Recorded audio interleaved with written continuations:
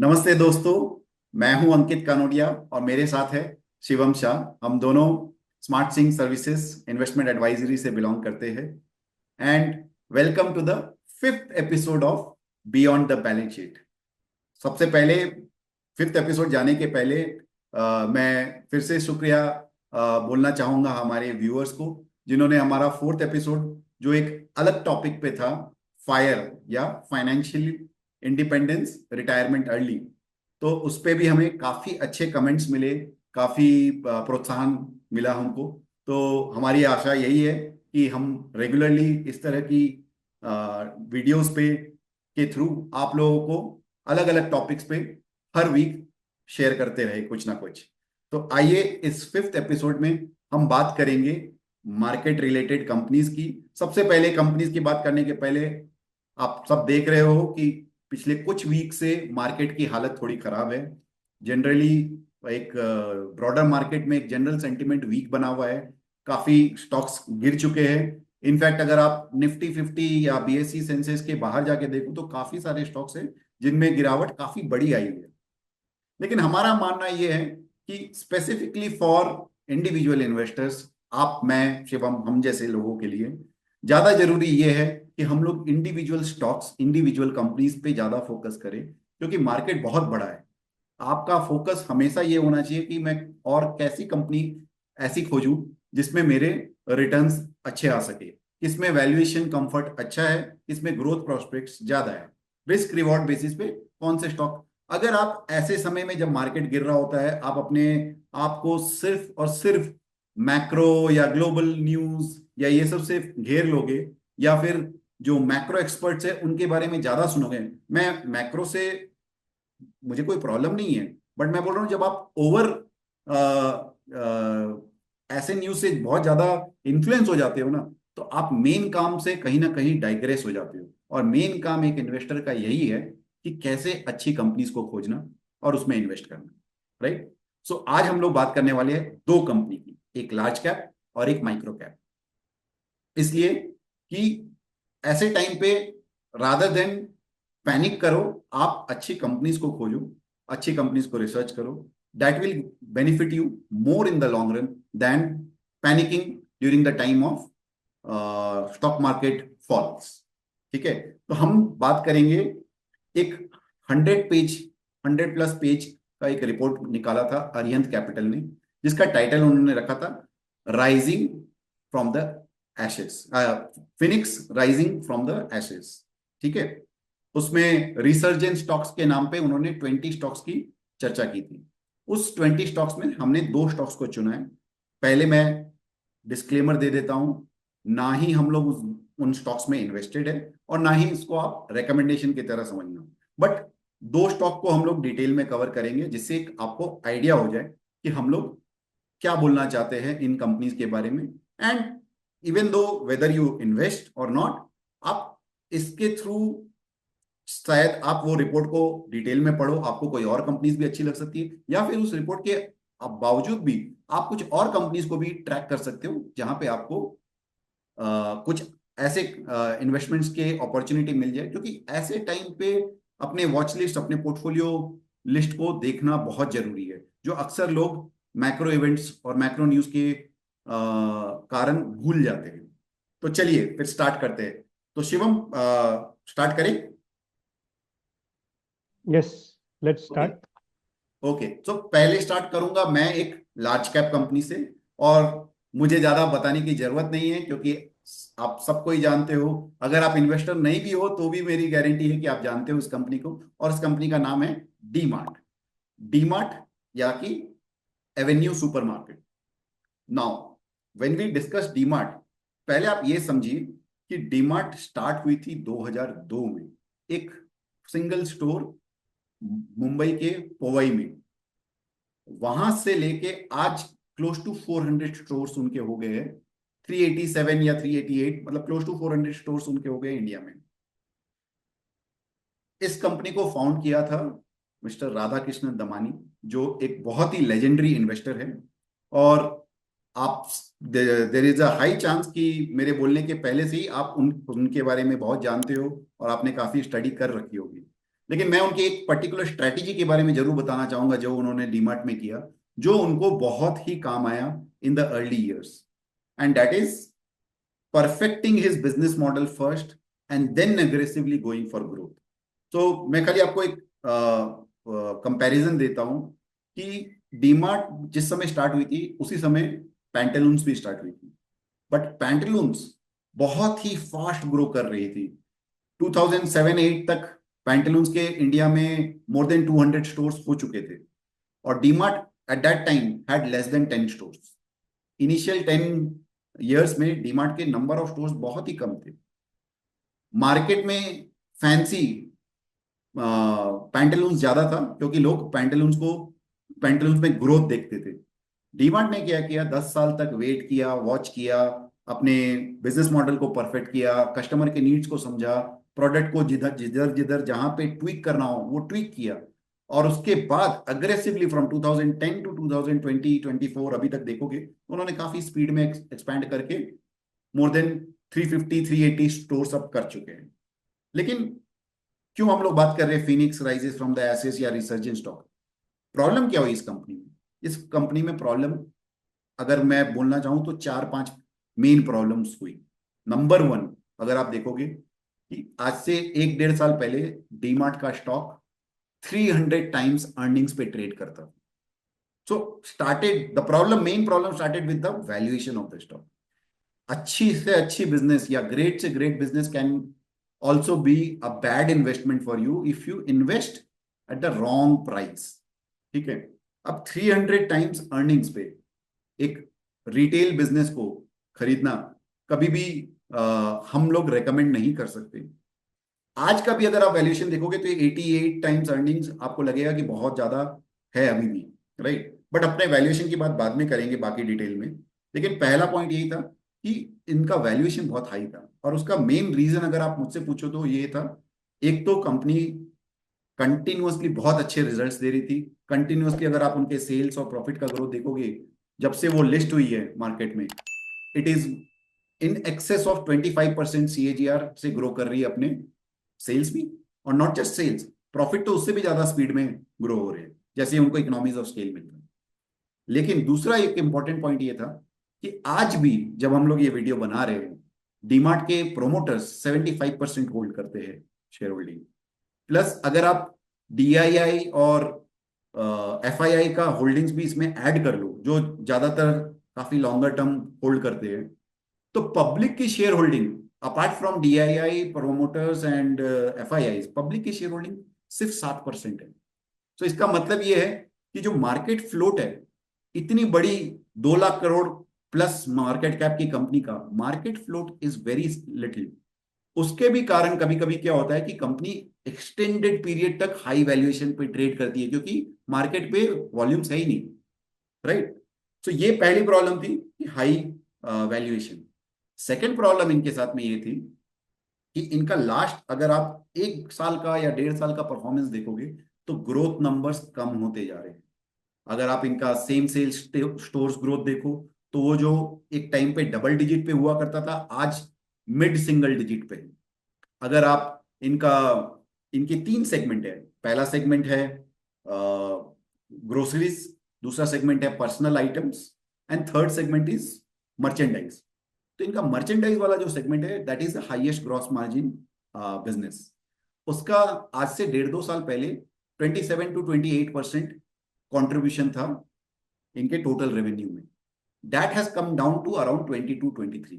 In fact Q3 के result अभी recently निकले, उसके भी PPT में हमने देखा कि वो अभी भी 22-23 के आसपास ही कंट्रीब्यूशन है। सो जब आप देखो जो हायर मार्जिन बिजनेस है, अगर उसका कंट्रीब्यूशन कम होगा तो obviously it will affect the total consolidated margin as well. तो एक तो वो हो गया। दूसरा, अगर आप इनके सेल्स ग्रोथ भी देखो तो पहले के मुकाबले काफी कम हुए हैं। हालांकि Q3 में सेल्स ग्रोथ अच्छा आया है, लेकिन अगर आप कंसोलिडेटेड लास्ट 9 महीने का देखो कंपेयर टू लास्ट ईयर, तो that sales growth has also tapered off a little bit. और उसका भी एक मेन रीजन जो दिख रहा है अपने को वो ये है कि जो क्विक कॉमर्स कंपनीज है जैसे कि ब्लिंकिट, इंस्टामार्ट, जेप्टो, ऐसी कंपनीज ने बहुत स्पीड से ग्रोसरी वाला मार्केट को कैप्चर किया है, specifically in the large cities and big towns. तो उससे in fact in one of the calls management of DMart has also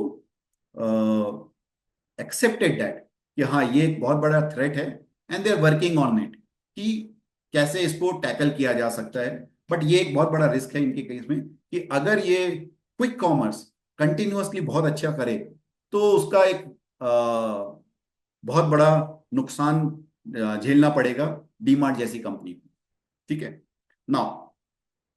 quick commerce की बात हमने कर ली, हमने बात कर ली सेम सेल्स, स्टोर ग्रोथ कम होता हुआ, इनके जो रेवेन्यू ग्रोथ है वो कम होता हुआ, वैल्यूएशन बहुत हाई था। राइट नाउ अच्छा क्या हो सकता है इसमें, what can turn around from the current levels.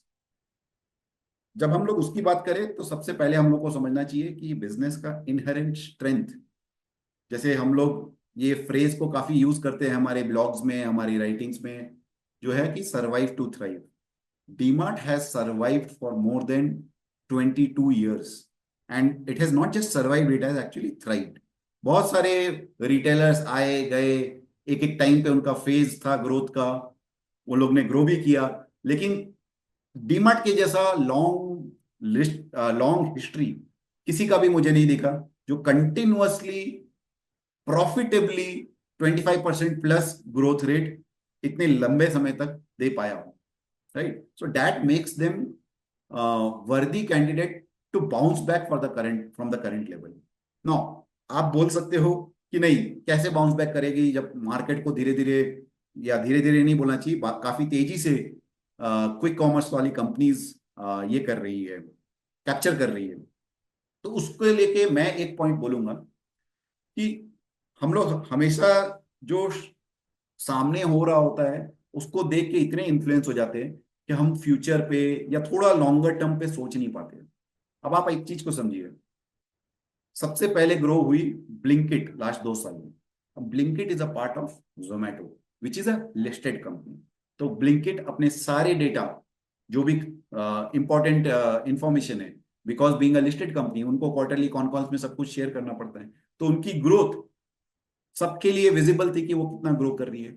और वो ग्रोथ देख के जितने भी अनलिस्टेड प्लेयर्स है इस फील्ड में, उन लोगों ने बहुत हाई वैल्यूएशन पे अपनी फंडिंग करवा ली। जैसे कि अगर मैं आपको एग्जांपल दूं जेप्टो का, तो जेप्टो ने अभी रिसेंटली 1 महीने पहले ही अपनी वैल्यूएशन कर ली है $5 बिलियन। $5 बिलियन मतलब अगर आप मोटा मोटी समझो इसको, तो करीब करीब 43,000 या 44,000 करोड़ का उनका वैल्यूएशन हो गया। एंड अगर आप लॉस की तो बात छोड़ दो, वो लोग काफी मार्केटिंग कर रहे हैं और लॉस हो रहा है, बट अगर आपने खाली प्राइस टू सेल्स मल्टीपल देखे तो इन्होंने लास्ट ईयर FY 24 में 4,400 करोड़ का सेल्स किया था। हाँ, अब आप बोल सकते हो कि ये लोग 100% ग्रो कर रहे हैं क्योंकि लास्ट टू लास्ट ईयर भी इनका 2,000 करोड़ के आसपास का टर्नओवर था, वहां से उन्होंने डबल किया अपना। अगर हम लोग ये भी अज्यूम कर ले कि ये इस साल भी डबल करे FY 25 में, तो डीमार्ट का होगा कितना, डीमार्ट नहीं, जेप्टो का होगा बेसिकली अराउंड रफली अराउंड 9,000 to 10,000 करोड़ का टर्नओवर। उस पे भी अगर आप देखो 45,000 का अगर आपको वैल्यूएशन मिल रहा है, तो it is trading at 4.5 times, मोटा मोटी 4.5 टाइम्स सेल्स। डीमार्ट जो कि ईयरली टर्नओवर 50,000 करोड़ कर रही है, इनफैक्ट ये साल 55,000 70,000 के 55 से 60 के बीच में करेगी, उसका आज के दिन वैल्यूएशन है 4 टाइम्स प्राइस टू सेल, जबकि it is consistently growing not just it sales but also profits and also cash flows.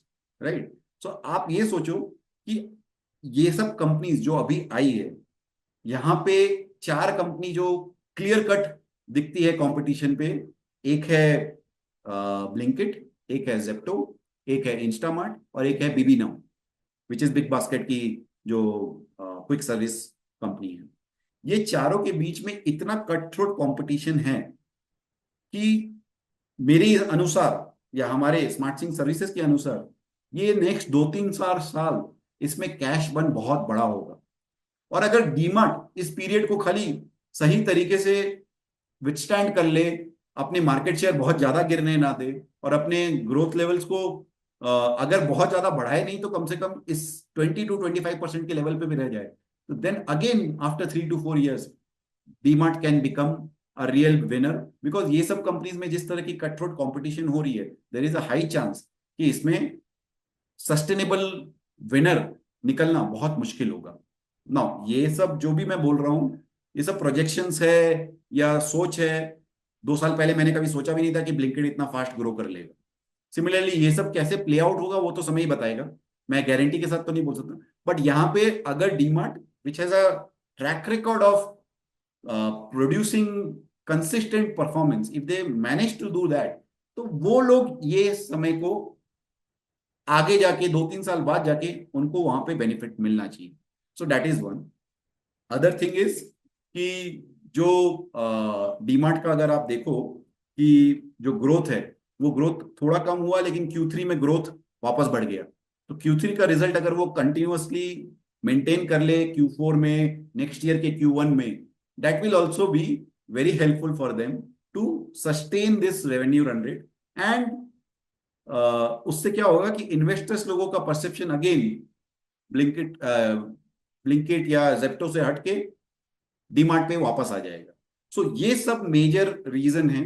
And earnings जो हम बोलते हैं कि प्राइस टू अर्निंग्स के बेसिस पे 88 टाइम्स प्राइस टू अर्निंग्स पे ट्रेड कर रहा है डीमार्ट आज के दिन, तो हम लोगों को आज भी ये इसके हिसाब से तो एक्सपेंसिव लगेगा। लेकिन आपको एक चीज समझना चाहिए कि डीमार्ट में अभी उसने भी दो अलग अलग बिजनेस, नए business to withstand the competition from quick commerce they have started. और उसमें से एक बिजनेस है डीमार्ट रेडी, एंड दूसरा बिजनेस मैं अभी नाम भूल रहा हूँ।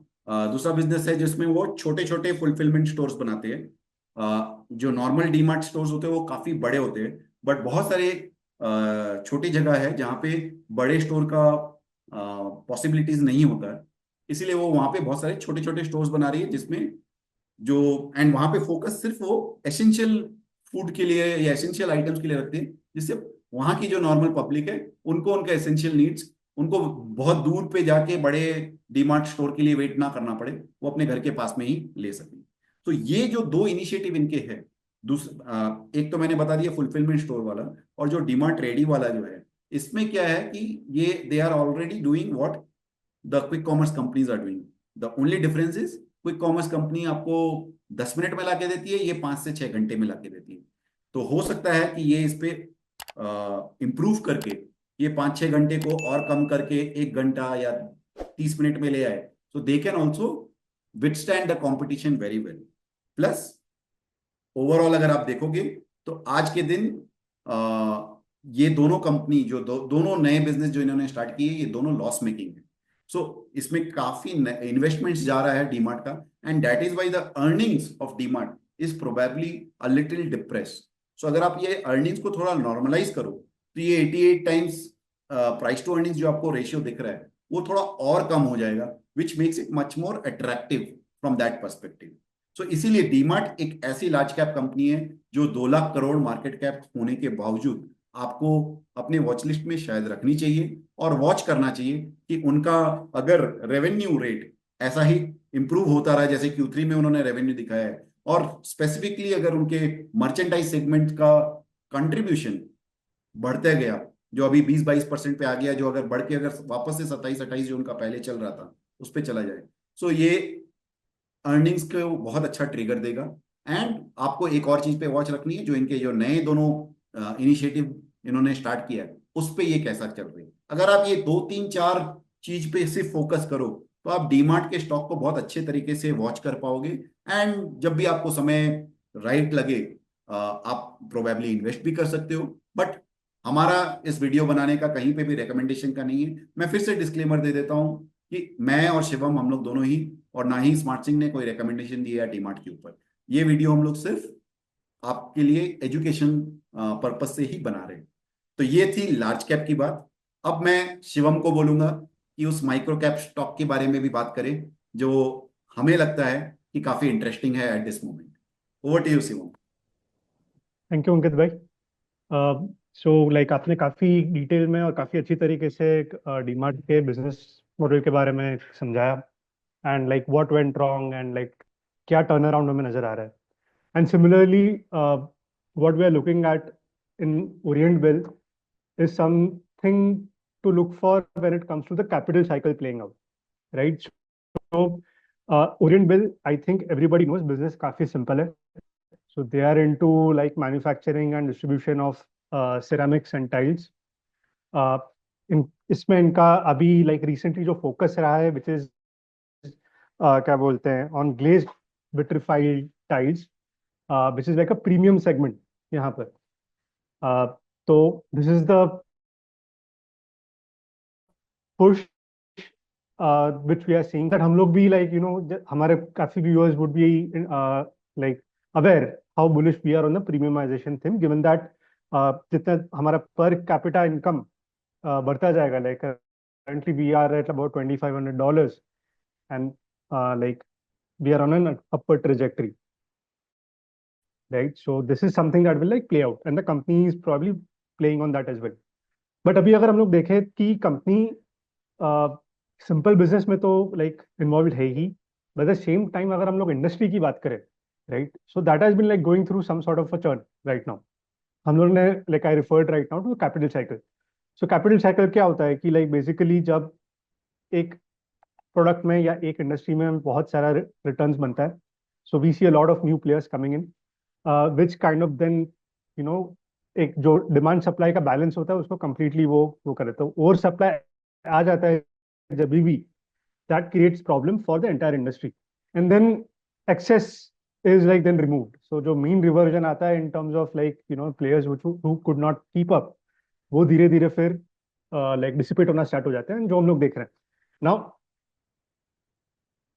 सिरामिक टाइल्स का like maximum production होता है मोरबी में राइट. सो यहाँ पर क्या हो रहा है कि इतने सारे प्लेयर्स आ गए कि मार्केट में ओवर सप्लाई का प्रॉब्लम आ गया. तो आप ओरिएंट बेल का अगर आप रिजल्ट्स देखेंगे पहले से so they have been like थोड़ा इराटिक है परफॉर्मेंस. 2017 आज का शेयर प्राइसेस आप देख लीजिए it is like back to 2018 levels. 6 years का जो भी गेन उन्होंने लाइक बनाया था दैट कंप्लीटली क्या बोलते हैं evaporated and currently it is 2018 levels. ये 12% मार्जिन करते थे 2022 में मार्च 2022 में.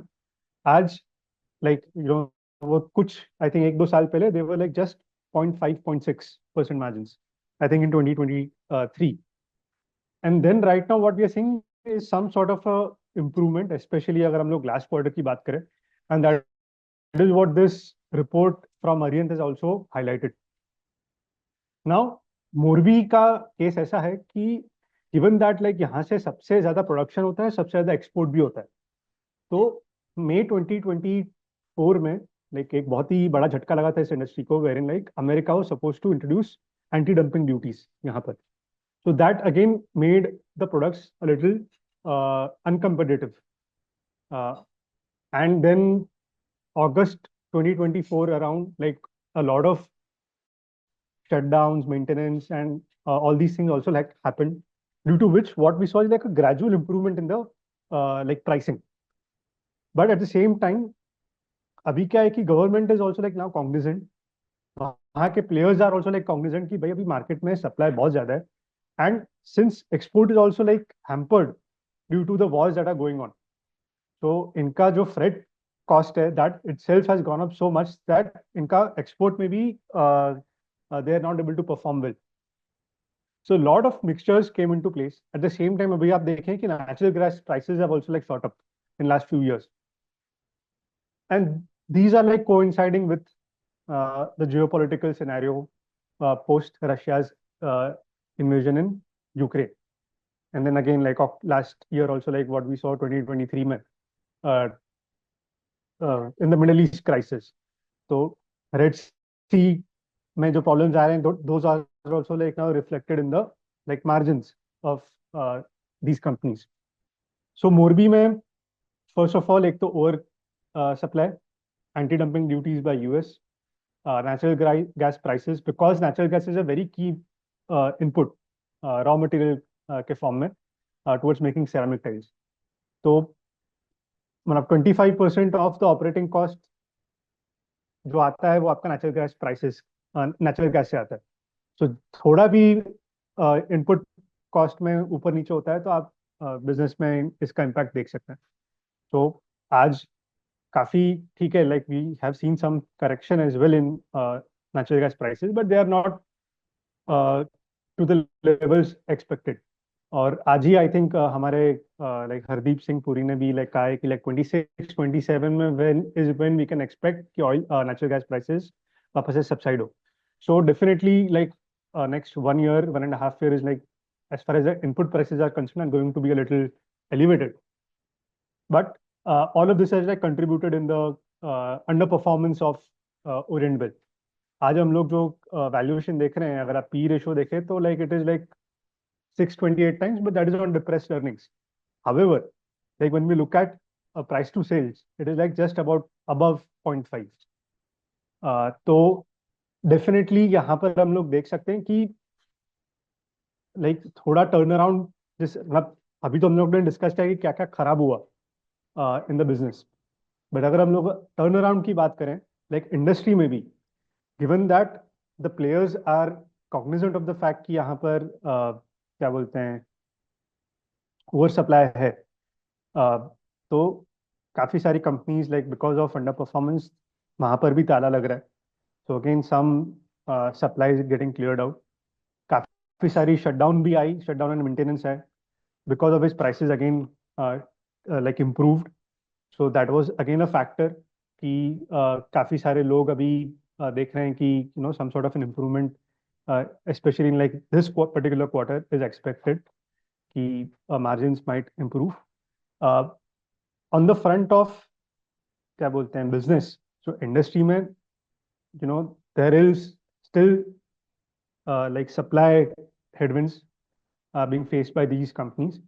बट पर्टिकुलरली अगर हम लोग ओरिएंट बेल की बात करें तो कंपनी ने काफी सारे मेजर्स लिए हैं। वो पिछले 3-4 क्वार्टर से they are working on like cost improvement initiatives. तो strategically management was like very pleased to announce कि उन्होंने 5.5% से अपना कॉस्ट ऑफ प्रोडक्शन घटाया है इन Q2। And moving forward also हम लोग देखेंगे कि ये जो उन्होंने इनिशिएटिव्स लिए हैं that might trickle down to the like better operating performance from Orient Bill. But एक और फैक्टर है जो कंपनी स्पेसिफिक अगर हम लोग देखें, जो कंपनी के लिए एक पॉजिटिव सेंस में प्ले आउट हो सकती है, वो है कि लाइक कंपनी की जो खुद की कैपेसिटी है, like they have 5 manufacturing plants जो जिसमें से 2 उनकी एसोसिएटेड एंटिटीज के थ्रू है। सो रिसेंटली क्या है कि उनकी एक एसोसिएटेड एंटिटी का जो 5.5 क्या बोलते हैं जो कैपेसिटी है, so that has been like added in. तो जब भी नई कैपेसिटी आती है, नया प्लांट आता है, so it takes a little time, क्योंकि वो पहले स्टेबलाइज होगा एंड तब जाके क्या बोलते हैं विल सी, बिकॉज लाइक अभी तो अपफ्रंट कॉस्ट है in terms of like fixed assets भी आपने लगा दिए हैं, फिर आपका वो डेप्रिसिएशन भी जाता है एक एंड पे, एक आपका ऑपरेटिंग कॉस्ट भी लाइक जाता है, आपका इन्वेंटरी रॉ मटेरियल कॉस्ट भी like it is like pretty much front loaded from year on. तो हम लोग देखेंगे कि Q3 में इसका स्टेबलाइजेशन हो जाएगा and post which will see कि इसका सेल्स भी रिफ्लेक्ट होना स्टार्ट होगा। अब तक सेल्स रिफ्लेक्ट नहीं हो रहा था, अभी सारा ही खर्चा रिफ्लेक्ट हो जा रहा था बिजनेस में। सो बॉटम लाइन पे पिछले दो क्वार्टर में बहुत ज्यादा प्रेशर है और शायद ये Q3 में भी रहेगा। That is why on depressed earning optically हमें ये लगेगा कि यार ये कंपनी में लाइक इन्वेस्ट करने जैसा है या नहीं है। बट लाइक जब ये सारे फैक्टर्स आपके लाइक प्ले आउट होंगे, where in like your new sales like आपके नए प्लान से सेल्स आएंगे, आपके खुद के cost improvement initiatives play out होंगे। उन्होंने काफी सारा स्पेंडिंग किया है towards like expanding their distribution network. So recently, like they opened 19 new initiative, 19 new stores, because of which उनको like काफी sales में भी improvement देखने को आया है Q2 में। And apart from which जो उनका premium cycle से भी जो improvement देखने को मिल रहा है, that is also like pretty visible in Q2. सो ये सारे फैक्टर्स को देखते हुए वी फील कि business will probably end up doing much better in the time to come. And this is like one to look out for the investors because like it is currently trading at 52-week low, and I am completely aware that that is like not a barometer to like invest in any company. But again जो हम लोग देखते हैं and like even like at SmartSync what we focus on is कि company एक low single digit ROE से जब like double digit में आता है, that is when your wealth will get generated. And this is something what we see a potential कि ये business में भी प्ले आउट हो सकता है बिकॉज क्योंकि काफी सारे अभी जो स्पेंडिंग हो चुके हैं उनके whether it be like new plant और लाइक ऑन एडवर्टाइजमेंट और टीवी में भी देखें जो उन्होंने स्पेंड किया है, उन्होंने काफी इंस्टाग्राम सोशल मीडिया पे भी काफी फोकस किया हुआ है. So all of this will ultimately probably culminate into like a positive turnaround, not from FY25 but FY26. And हमें ये long term view को देखते हुए ही ये business पे काफी like interest आ रहा है. So this is something for like even us, we at SmartSync will probably keep a close eye. और शायद आपको भी इस पे एक नजर रखनी चाहिए. So that was it when it comes to Orient Bill. अंकित भाई closing remarks. Thank you so much Shivam. काफी अच्छे से आपने एक्सप्लेन किया ओरिएंट बिल के बिजनेस, क्या गलत हुआ उनके साथ और कहाँ पे वो उनके उसमें टर्न अराउंड एक्सपेक्ट कर सकते हैं. और मुझे सबसे अच्छी खासियत लगी जो आपने लास्ट में बोला regarding the expansion of ROE.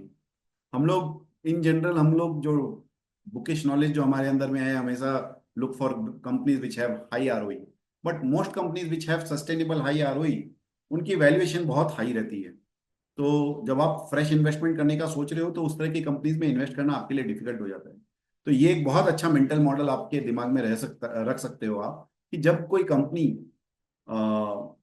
अपने आरओईज को एक्सपैंड कर रही है because of several initiatives which they are taking in their business, that is a very good time to keep a close watch in on those companies. और जब आपको सही valuation लगे तो आपको इन्वेस्ट कर देना चाहिए. सो ओरिएंट बिल माइक्रो कैप में और डी मार्ट लार्ज कैप में ये सब सिर्फ केस स्टडीज है, एग्जाम्पल्स हैं. हमारा मेन मकसद आपको यही बताना है कि ऐसे अनसर्टेन टाइम्स में ज्यादा समय इस तरह के बिजनेसेस को आइडेंटिफाई करने में रखिए, अपनी वॉच लिस्ट को बड़ी बनाइए और जहां पे आपको लगता है कि वैल्यूएशन का कंफर्ट है और रिस्क रिवॉर्ड आपके फेवर में है उस तरह की कंपनीज को इन्वेस्ट करने के लिए आप माइक्रो मैक्रो या कोई भी ग्लोबल फैक्टर्स को देख के डरिए मत, बल्कि इंडिविजुअल कंपनीज को इंडिविजुअली परख के फिर उसमें इन्वेस्ट करिए. So that was the main crux of our session today in beyond the balance sheet. तो आज हम लोग इसी नोशन के साथ fifth episode of beyond the balance sheet यहाँ खत्म करते हैं. आशा करते हैं कि आपको पसंद आई होगी और प्लीज हमेशा की तरह हमारे यूट्यूब चैनल पे प्लीज कमेंट करें कि आपको ये वीडियोस कैसे लग रहे हैं. और इसके साथ साथ अगर आपको पर्टिकुलरली कोई एक टॉपिक पे या कोई कंपनी पे भी आप चाहते हो कि हम वीडियोस बनाएं तो प्लीज हमारे कमेंट सेक्शन पे जरूर लिखिए तो हम लोग उनको केटर कर सके. With this we come to the end of the session. Thank you everyone.